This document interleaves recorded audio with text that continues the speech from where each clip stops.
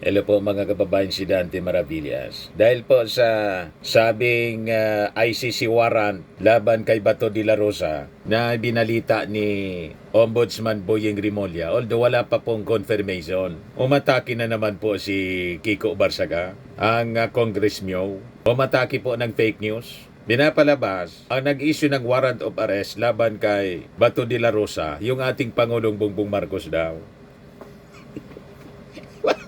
Parang yung baha sa Cebu, ang sabi ni Kiko Barsaga, ang dapat sisihin yung ating Pangulo dahil sa pagbaha sa Cebu. Kaya sinapalpal ni OG Diaz, iba niya, sabi, nag-start yung palpak na proyekto. Sabi ni Baricuatro, Governor Baricuatro ng Cebu, 2019, yung Ghost Project at substandard na flood control projects. Ngayon, mga kababayan, agad na nag-release ng video si Kiko Barsaga. Ina-accuse ngayon yung ating Pangulong Bongbong Marcos na siyang nagpalabas ng ICC warrant.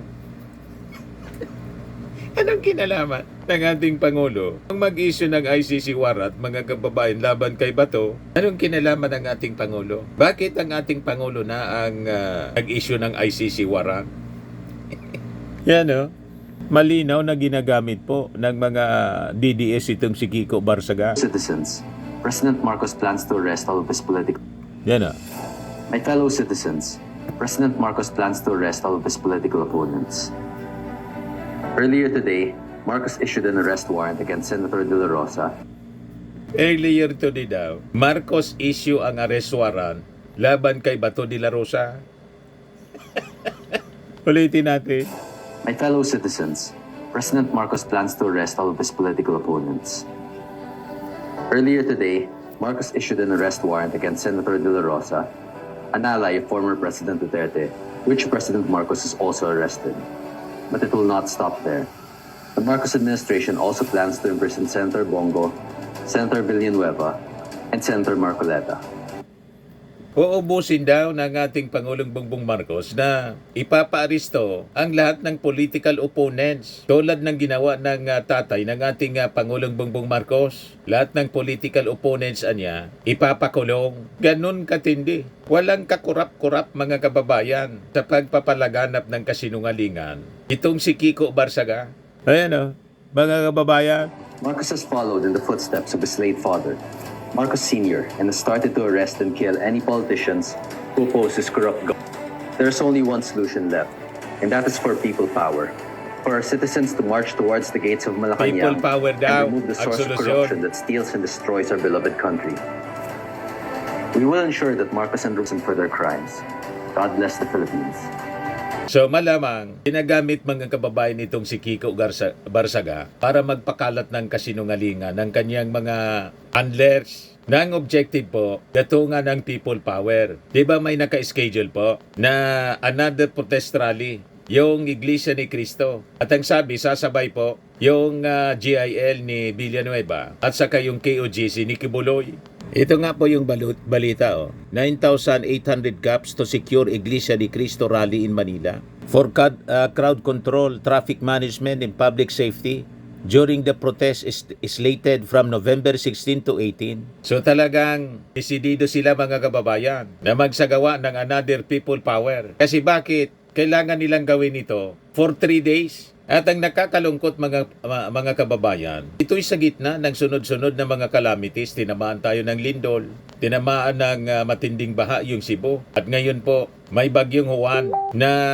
posibleng manalasa sa Central and Northern Luzon. Pero ang nasa isipan nitong mga taong ito, manggulo sa ating gobyerno. Diba po, mga kababayan, nakakalungkot talaga po. Kasi sabi sa mga natatanggap nating mga balita, pipilitin nila na iluklok si Sara Duterte bilang presidente. Yun lang ang kanilang paraan para matigil yung investigasyon ng Independent Commission on Infrastructure na nagbulgar po sa matinding korupsyon sa previous administration. Yan ang lumalabas po. Kahit doon sa Cebu po, sabi mismo ni Baricuatro, nag-start niya 2019. Kaya sabi ni OG Diaz, mga kababayan, sa naging reaksyon ni Kiko Barsaga, walang mamamatay sa Cebu kung walang ninakaw si Marcos. corruption kills our citizens. Sabi ni OJ Diaz, 2019 daw, nag-start. Congressman Kiko Barsaga, ayon kay Cebu Governor Barry Cuatro, 2022 umupo si BBM.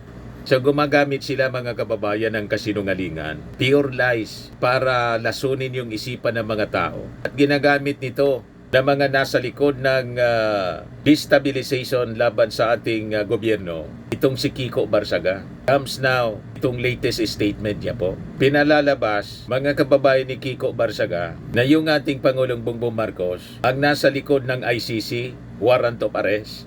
Anong kinalaman ICC warrant of arrest? As sinasabi pa niya, mismong yung ating Pangulo ang nagpa-aresto. Huwag kayong naniniwala dito po, mga My kababayan. fellow citizens, President Marcos plans to arrest all of his political opponents. Earlier today, Marcos issued an arrest warrant against Senator De La Rosa, an ally of former President Duterte, which President Marcos is also arrested. But it will not stop there. The Marcos administration also plans to imprison Bongo, Senator Villanueva, and Uubusin Senator daw. Marcoleta. Marcos has followed in the Pati si footsteps of his Marcoleta. late father, Marcos Sr., and has started to arrest and kill any Panggagatong politicians na who close. oppose his corrupt government. There's only one solution left, and that is for people power. Citizens to People march power towards na the daw. gates of Malacanang, remove the source of corruption that steals and destroys our beloved country. We will ensure that Marcos are imprisoned for their crimes. God bless the Philippines. Ganon, mga kababayan, ganon katindi. Isabi nga natin, I think kailangan ng umaksyon yung Congress. May ethics complaint po na pinailaban sa kanya. Galaw-galaw po, mga members ng Congress. Isang kasiraan po na isang incumbent congressman ang gumagawa ng ganitong uri ng massive dissemination ng false information, ng fake news. I-expel na ninyo po itong congressman kasi isang kasiraan, mga kababayan, sa Kongreso. In-expel na nga po ito ng Philippine Army bilang reservist. Isinod na ninyo na expel as member ng Congress. So makikita ninyo, mga kababayan, talagang may nasa likod na, may kamay na nasa likod na kumukumpas dito kay Kiko Barsaga. Hindi accountability talaga po. Tulad ng sinasabi nila sa mga interviews sa objective ng protest rally. Kaya 3 days po ang pinaplano nila.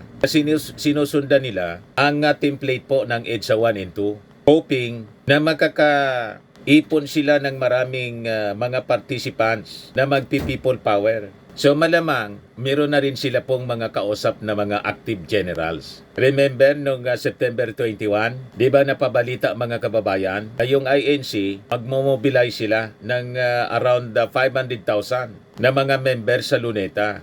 Pero umatras sila sa last minute dahil hindi nila na-convince si General Browner na mag-withdraw ng support at iluklok si Sara.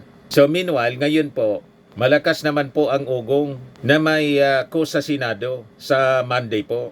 Na ang sabi, si Cayetano ang ipapalit kay Tito Soto. At malamang itong statement ni Cayetano na sumusuporta kay Bato de la Rosa ay pamamaraan niya para gatungan din ang damdamin ng mga tao. Ang game plan, ibalik daw si Marcoleta as chairman ng Senate Blue Ribbon Committee.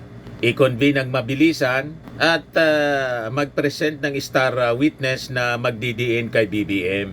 Ganon ang mga lumalabas, mga kababayan, na kwento. So sabi, ito ngayon ang magiging basihan ng mga panawagan sa November 16 to 18 rally na patalsikin yung ating Pangulo at ipalit si Sara siyempre kasi incumbent Vice President, successor po.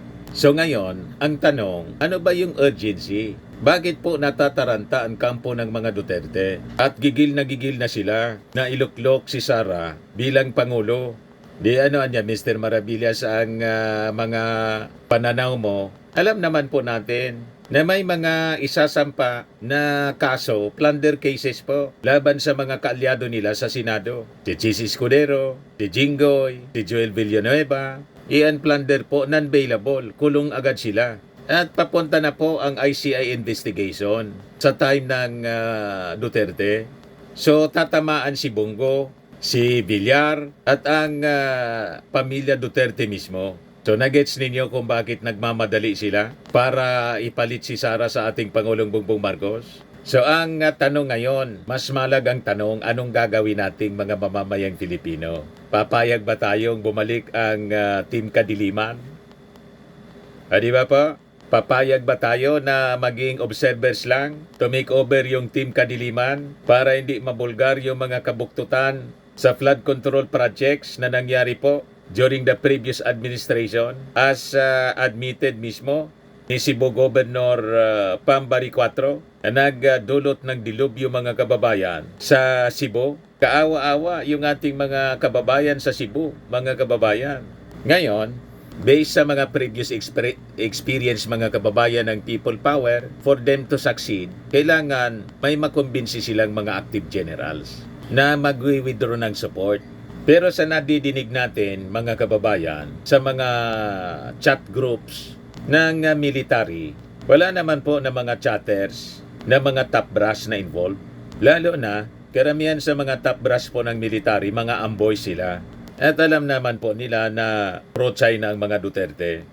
Di ba? So, malabo na isupport ng top brass, mga kababayan, ang mga pro-China na mga politikos, mga kababayan, na gustong mangagaw ng posisyon sa ating Pangulong Bongbong.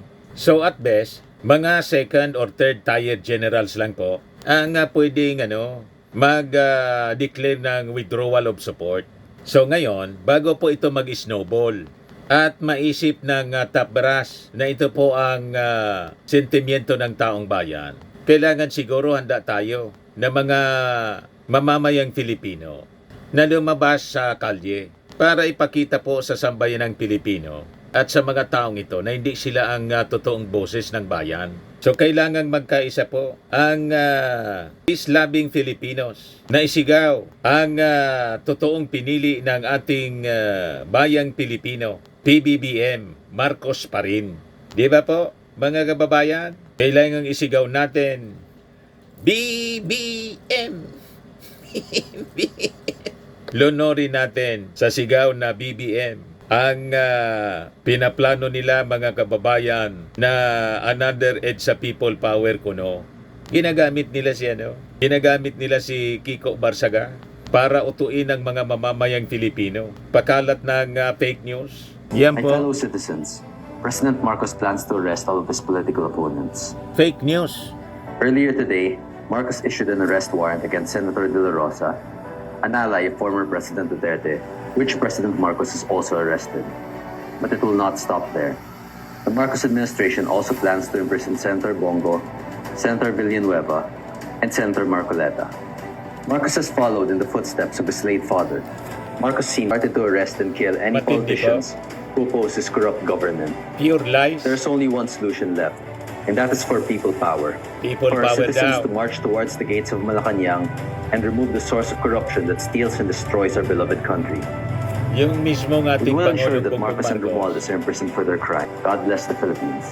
na siyang nagpapaimbestiga ng massive corruption sa flood control, binabaliktad nila yung kwento. Yung ating Pangulo na yung ina-accuse ng korupsyon. Anong klaseng mga taong ito, mga kababayan? Di ba po? But anyway, alam ng ating mga mamamayang Filipino kung ano ang totoo. Ang totoo, sinabi mismo ni Governor Bari 4 na ang massive corruption sa flood control projects substandard in GOS nag-start po 2019. O yan malinaw, Cebu flood control projects kung di GOS substandard corruption nagsimula in 2019, sabi ni Bari 4 po. Kaya yung mga mapapaniwala nila sa kanilang people power na panawagan, mga uto-uto lang po. Yan kung magpapauto po kayo. Malamang yung mga generals na matitino po, hindi man mauuto. Kasi alam nila ang kwentong totoo. Tama po.